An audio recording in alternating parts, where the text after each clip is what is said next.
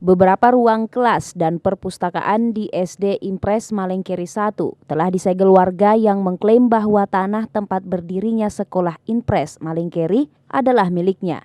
Sengketa ini berlangsung sejak tahun 2018 dengan adanya sertifikat yang dikeluarkan atas nama almarhum Abdul Rashid Tawang, sehingga cucu yang menjadi ahli waris pun melakukan penyegelan sejak tahun 2020.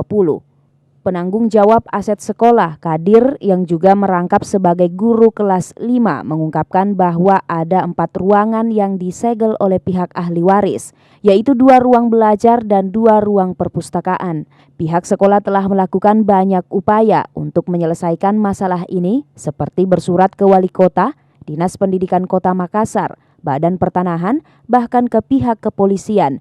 Namun sampai saat ini belum ada titik terang terkait permasalahan ini. Pihak sekolah mempertanyakan keabsahan sertifikat yang ditunjukkan pihak ahli waris karena tidak pernah ada kegiatan pengukuran tanah oleh Badan Pertanahan sebagai salah satu item wajib ditertibkannya sertifikat, sehingga pihak sekolah meminta kejelasan terkait masalah tersebut. Tahun 2018 itu dengan datanya pihak yang mengaku ahli waris sekitar bulan Mei, itu Pak Ruli ya, atas nama yang ada namanya di sini.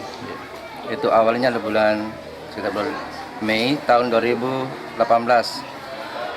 Kemudian setelah itu kami pihak sekolah ini langsung menyurati dinas dan juga Pemkot untuk minta arahan dan petunjuk. Tapi seiring waktu tidak ada penyelesaian baik dari dinas maupun dari Pemkot.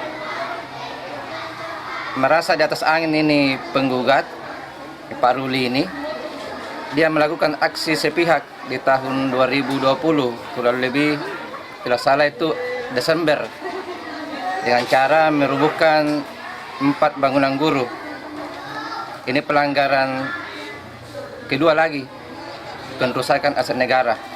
Walaupun terjadi penyegelan di sekolah tersebut, namun proses belajar mengajar tetap berlangsung normal. Hanya saja untuk menyiasati kekurangan ruangan belajar, karena ada 2 ruangan yang disegel, pihak sekolah membuat jam pelajaran secara bergantian pagi dan siang hari. Akibat adanya kasus ini pula berdampak terhadap siswa yang mendaftar di sekolah tersebut. Yang biasanya siswa yang mendaftar mencapai 400 orang, saat ini turun menjadi 300 orang.